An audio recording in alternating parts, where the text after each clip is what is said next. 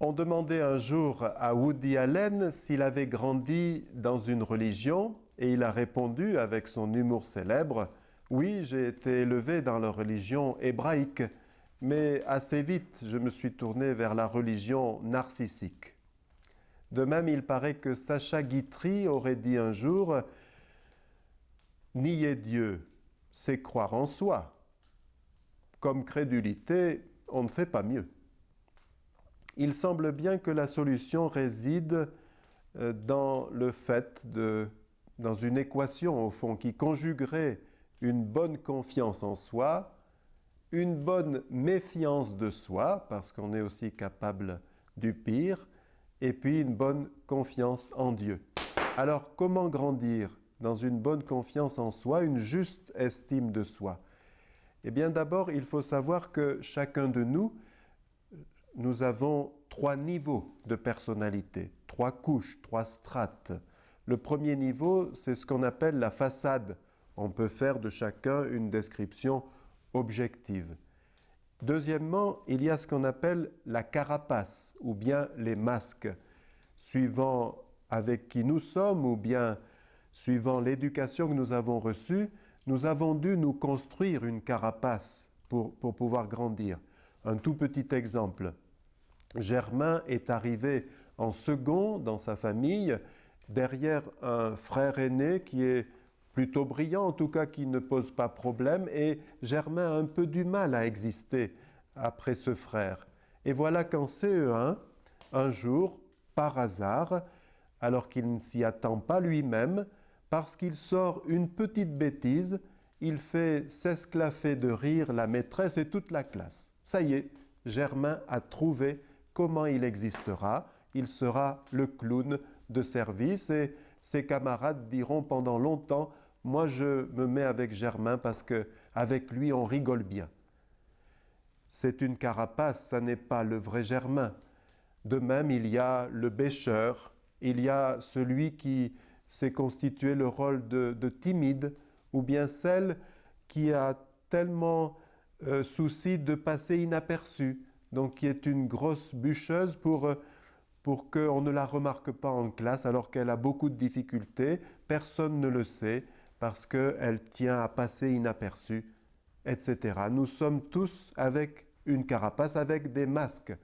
Et puis, il y a ce qu'on appelle la caverne d'Ali Baba, c'est-à-dire ce trésor que nous sommes et que nous n'avons jamais fini de découvrir. Caverne d'Ali Baba parce que nous y entrons grâce au sésame des autres qui nous disent: tu es doué pour ça. Et puis ce que j'apprécie en toi, c'est ça. Et en nous le faisant remarquer, ils nous permettent de nous découvrir nous-mêmes. Alors c'est l'histoire d'un Pierre-Louis. Pierre-Louis, un jour, il est déjà à l'université et il en a tellement gros sur le cœur qu'après un cours, il essaye d'attraper un professeur avec qui il a déjà parlé et qu'il estime beaucoup. Et il lui dit: voilà, monsieur Pélan, est-ce que je pourrais vous parler un peu? Mon père m'a redit encore hier soir que je suis nul, que je n'arriverai jamais à rien. J'en ai marre, j'en ai gros sur le cœur.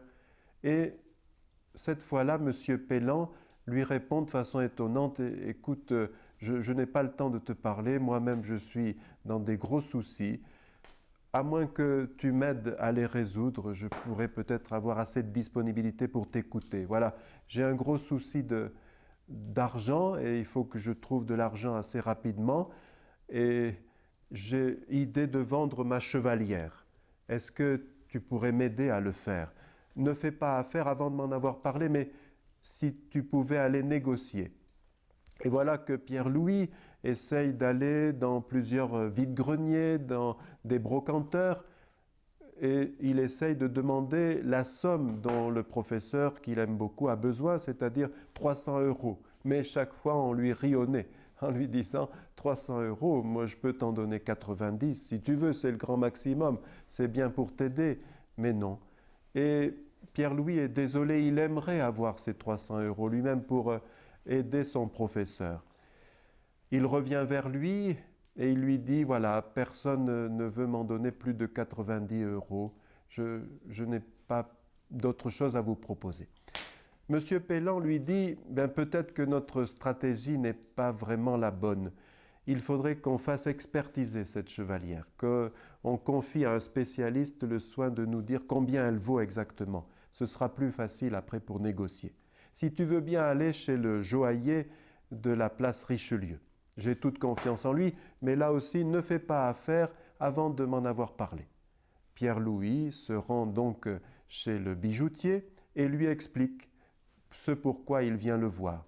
Le bijoutier commence à prendre sa loupe et observe minutieusement la chevalière, puis il la pèse et fait différentes opérations que Pierre-Louis ne comprend pas, mais au bout d'un moment, le bijoutier lui dit « Écoute, si ton professeur est pressé, je peux lui en donner 12 000 euros. Mais s'il peut attendre une quinzaine de jours, je peux aller jusqu'à 13 000 euros. » Pierre-Louis n'en croit pas ses oreilles. Il fait répéter au bijoutier s'il a bien entendu. 12 000 euros, vous dites ? Oui, elle les vaut largement. Mais je te dis que pour le moment, je n'ai pas plus d'argent disponible. Pierre-Louis se rend tout heureux et tout étonné, tout intrigué chez son professeur, M. Pellan, et lui explique l'expertise. Et M. Pellan lui dit « Eh bien, n'est-ce pas ton problème, Pierre-Louis ? Tu vas demander aux uns et aux autres qui au fond ne te connaissent pas assez, quelle est ta valeur ? Mais as-tu demandé à un expert ?